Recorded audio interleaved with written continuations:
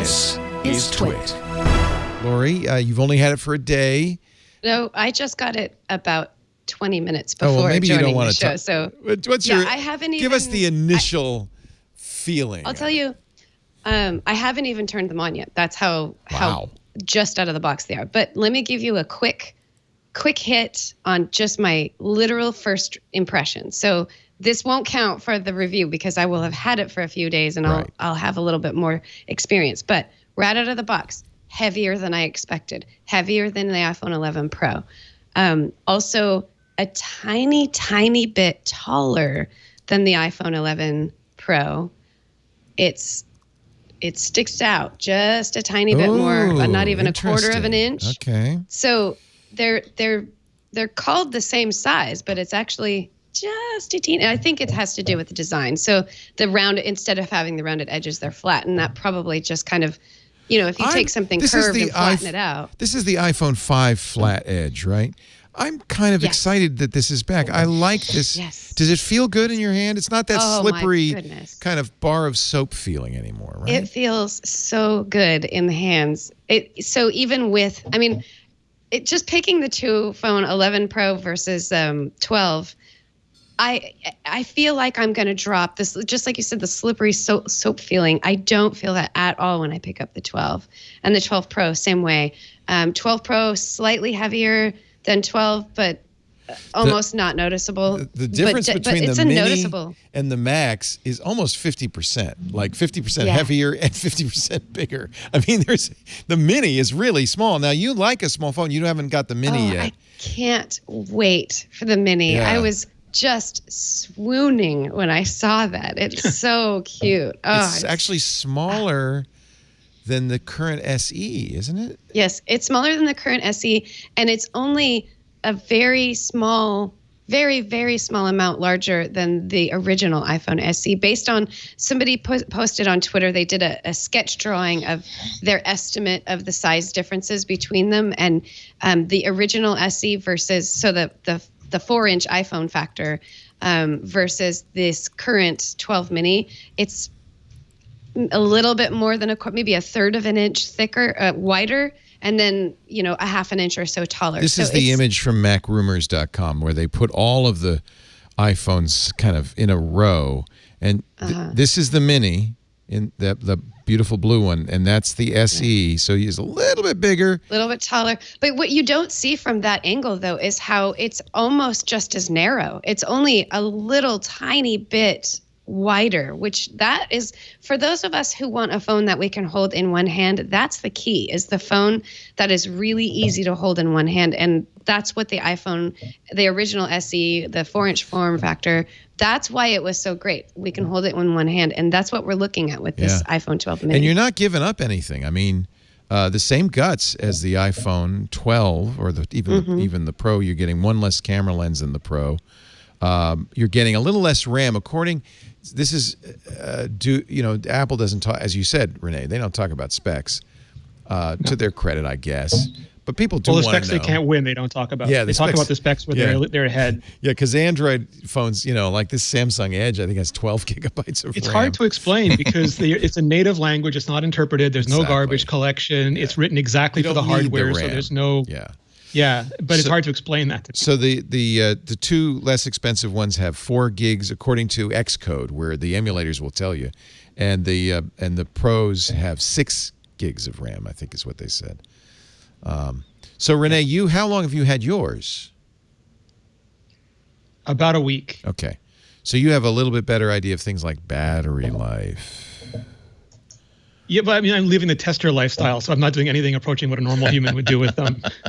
Yeah, we can't. You never can really judge the battery life for the first few weeks anyway, because you're installing stuff and you're doing stuff. And it's a brand new battery. Like, it's got so many mitigations one way or another. You have to wait. That's why I usually do a battery review in my 2 weeks later or 3 weeks later review. Andy, is it enough to trust Apple's numbers? Because they do I don't think they lie like other companies do with their battery life numbers. Yeah, they're pretty trustworthy, but it's always a case of your mileage will vary.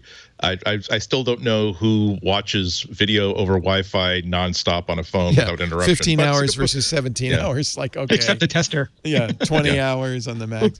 Yeah. It's most useful, I think, as a relative thing between two models. If you're deciding between, am I going to the Pro Max has larger batteries? What's that translate to? Okay, a little bit more life, not much more life. I worry though that one of the things that classically will make your experience different than anybody else is how distant the cell towers are, how much roaming you have to do, that kind of thing. That can kill batteries, so it doesn't matter. And I wonder if 5G is going to complicate this as well. Sounds like they're doing a lot to keep 5G from hitting battery life. But if you're near-ish a 5G tower, that may really change your experience from the same exact location last time. And that happens with 4G anyway. Right. And with the smart adjustment for 5G versus LTE, I think that's exactly what Apple's trying to do there is, your phone, you probably will experience a little bit of a battery drain if you happen to be close to a 5G tower, especially a 5 millimeter wave tower. But that's where Apple's got this little smart feature that's going to try to make it so that you're not always pinging the 5G tower. You're pinging the 4G or the LTE tower when it's just for streaming music or something like that. So maybe it won't have a significant effect. I think we're just going to have use cases. But really, it doesn't matter if Apple says something like, 17 hours of playback, because that's not what people do every day, just like Andy had said. It's really just a matter of, will my phone last all day? Will my phone last more than a day? That's what most people want to know. They want to know that they don't have to throw it on the charger in the middle of the day. The Verge gave Dieter Bohn the 12 and Nilay Patel the 12 Pro. Both came back saying battery life was inferior to the iPhone 11s. Has that been your experience, Rene? Mine's been about the same, but I don't have to contend with millimeter wave, which my understanding is that's the biggest impact on battery life. And especially if you're hunting for it, like if Nilay is in downtown New York and Dieter's in San Francisco trying to hunt down the elusive millimeter wave, I can see that making a big impact. Yeah. All right, Andy, this is the real one. This to me, anyway, maybe to me and Andy, but this to me is the real nut of the matter. Is it comes down to cameras. Perfectly good cameras on the Mini and the 12. The Pro has one more lens. It's a 3-lens system, and Apple weirdly called, and I think Gruber called this out, calls it ultra wide, wide, and telephoto. When most people would say, well, there's wide, normal, and telephoto. But the really big difference, and I don't know if Apple mentioned it, but I don't know if it was clear to everybody. The biggest difference is not between the Mini and the Pro. It's between the Pro and the Pro Max. Yeah, absolutely. Yeah. They made two very, very basic changes, improving the camera system on the 12 Pro. First and foremost, it's got a wider aperture, so it lets in more light. So all the tricks that every other camera phone uses to sort of get around the fact that it's not a very fast lens, a lot of that becomes moot because it just simply will let in more light. Actually, three things. The second thing is that it actually uses a larger sensor, so still 12 megapixels, but each pixel in that sensor is bigger, so the data it's taking in is much, much better. So that's the difference between the Max and the Pro and the Pro Max. Is the Max actually it's the only one of the four that has the bigger sensor, right? Correct. Yeah. Okay. The third thing is, and this is, I don't know. This is me like being excited about technology as opposed to being excited about things that Apple has actually said. But another difference between the two is that whereas the 12 Pro has the same sort of optical image stabilization as all the rest, where it corrects for your handshaking by moving like the entire assembly. The Pro Max has a sensor shift, so it's actually just moving the sensor, which is something that most of the Pro cameras, that's how they do image stabilization. That's really, really cool because it's actually a little bit better way of doing image stabilization. It also, and this is again me speculating, but this is also a technique that a lot of the Pro cameras use to give you like a special like 50 megapixel landscape mode that if the camera is locked down, like on my Olympus OMD EM1 Micro Four Thirds camera, if it's on a tripod, you can engage the special mode where it takes a little bit longer to take the picture, but what it's doing is it takes the first picture. Oh God, it's called pixel shift. Shift. Well, basically what? Oh, there it is. I knew I had like Post-it notes plenty here. So what it does is it'll actually imagine like this is like 1 pixel, and then it'll take one image and then it'll like actually shift the sensor a little bit so that now the pixels are like a little bit to the left, and so now it's capturing data that was between 2 pixels. They'll shift a little bit more upward, so now it's capturing data that was between on the horizontal gaps too, and you wind up with a legitimate super high resolution picture. Now I don't know that that's something that Apple is even thinking about, but it has that capability. I mean, because it can do sensor shift. So yeah, it's a standard technique. It's well known. I'm sure that someone, like I said last week, if I were an engineer working in the camera department, and I had access to the magic iPhone that I can program to do whatever I want, I would be doing that for my own camera. Immediately, right? Yeah. 47% larger sensor on the Max than the Pro. So this is the difference between the Pro and the Pro Max. Very important. 1.7. We talked about this last week too. 1.7 micrometer pixels. So in effect, with a wider aperture, a larger sensor, you're gathering more light. So low light should get better. And with the optical image stabilization, it's estimated you should be able to handhold a 2-second exposure. So you're going to be able to do low light photography probably better than you could do with a DSLR, given the computational capabilities added on top of that. Yeah, it remains to be seen, but I can't wait to see it, because this is something where as an Android, I keep 1 foot in Android, 1 foot in iPhone. This is the sort of thing that, God, if this really is as big a leap forward as it could be, this could get me to switch back, and not only switch back, but also buy like the most expensive phone in the line, because computational photography is the thing that is leveling all boats at this point. Where even the current generation Google phones use a 2 or 3 year old sensor, because their philosophy is, it ain't the glass. It's the computer. The engineers are saying that, look, there hasn't been a huge advance in sensor technology. Pixels are still as good as they've ever been. Now it's all about how well do you interpret that data and turn it into a usable picture. But so it would be very, very rare to have a camera system that is actually, they've done so much work to give advantages to it that it would be almost like having like the $700 mid-range camera, but also having like a $600 pocket camera with you at all times. That is very, very intriguing to me. I can't wait. Yeah. And actually, Google looks like they've kind of seeded this ground a little bit, because the Pixel 5, they took out the image processing chip. I feel like they're kind of saying, yeah, fine, go ahead, Apple.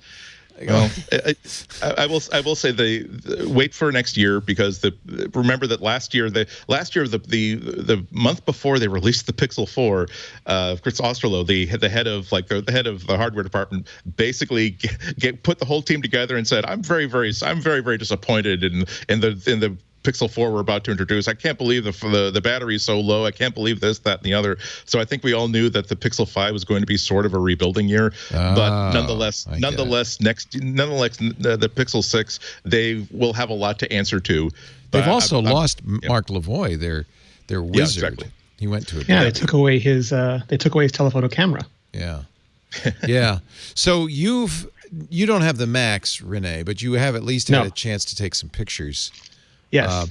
All the phones, all of them, even Lory's Mini, have night mode, have deep vision, or deep fusion, I mean. And like last year, where deep fusion came out later, Apple Pro RAW, I think, is going to come out later. That's to me, a very interesting format, because theoretically, when you shoot RAW, you're not doing any processing at all. You're getting the sensor image. And on these sensors, they're not great sensors. You're getting just the raw sensor data. So what Apple's done is they're taking the raw sensor data and then layering in the deep fusion and other computational features so that you can work with all of that in a raw format. Yeah. That, to me, combined with the hardware, and the computational capabilities. Apple did not leave out the image processing in this. They have so many. This They chip amped it up. has so many transistors, 11.8 billion transistors, 6 cores, 4 GPUs, and machine learning, and an image processing core. They have so much overhead in the hardware. And it seems to have a controller that lets it loop in real time. That's the thing. Like, a lot of reviews I'm seeing lately are like, oh, you don't need really big silicon. Don't worry about it. The phone scrolls fine. And I'm like, you made scrolling the high bar. But like, just being able to do all this stuff in real time, and it loops through the image signal processor, dispatches to not just the neural engine, but the ML accelerators through the GPU, and then back by the time that photo pops up in your thumbnail, which is instant. And you can see everything. Like you on the viewfinder, you see the depth effect, you see the deep fusion, you just see you see what you're going to shoot. And that to me is so, because a lot of times like, oh, the ear doesn't look great. I'll move a little bit and it fixes it. I don't have to go and look and wait a few seconds and watch it process and then go back and redo it. And these cameras are a lot of fun, like especially in the lower light. Do you notice the speed difference? Yes, the speed is really like at the higher computational modes. We're starting to take a second on the iPhone 11, which was remarkable because that chip was super fast. But here it's just like you take the photo, it goes whoop, and it's done by the time you physically press on it. The only thing you notice is when you hit on an HDR video, it takes a second to ramp the display up to 1200 nits. But that's the only thing you notice about. The Apple has taken some heat for not having 90 hertz or 120 hertz refresh rates on its screen. I don't think that's. I mean, I have phones that theoretically have 120. My Pixel 4 has 90. I don't. They'll do it next year when they can get the dynamic panels. When you're scrolling through Reddit, if you do this or on a web page, then you might notice a little difference. No, Leo, in it's not smoothness. that. It's because 120 divides into 24 frames per second so that we can watch our Hollywood movies in the frame rate that nature and Hollywood intended. Oh, that's the real advantage of adaptive frame rate. I had no idea. Okay. That's what you can do on an iPad. Really that's high, the reason I really so like that it on the you can iPad. watch it really low. Yeah. I had no idea that was what we were going for. Do you miss it though on the phone? I like it, but it's the simple answer is that Apple is using the OLED technology from the Galaxy S20, which is not adaptive. You can manually switch the frame rate, but when you do that, like Samsung chooses to lower the resolution and change the white point, and that I think would make Apple's eyes bleed. The panels in the Note 20 are adaptive. They use LTPO. Apparently, if you put oxide in anything, it makes it adaptive because what they had to put into the iPad panels too. But Samsung physically cannot make enough for an iPhone order yet, but they should be able to by next year. And that's important because if you just go to 120 hertz, it will deplete your battery like you're on millimeter wave the whole time. Right. So what the iPad does and what Apple does is they alternate. They spike you to 120 when you're doing something that needs it, and then they drop you down to 48. Which is lower than 60, and that recoups some battery. So it balances out the power draw, and I think that's what they're waiting for the iPhone. Okay. By the way, the Pro RAW is the Pro models only, and that's coming later this year. We should mention that 14.1 did come out today for iOS and iPadOS, which is the iPhone release version and has some widget fixes and so forth. But we should add that the only reason some of the features are Pro only. I mean, well, they're Pro, but there was extra 2 gigabytes of RAM. It's 1.5 times the amount of RAM, so it is easier to handle Pro RAW.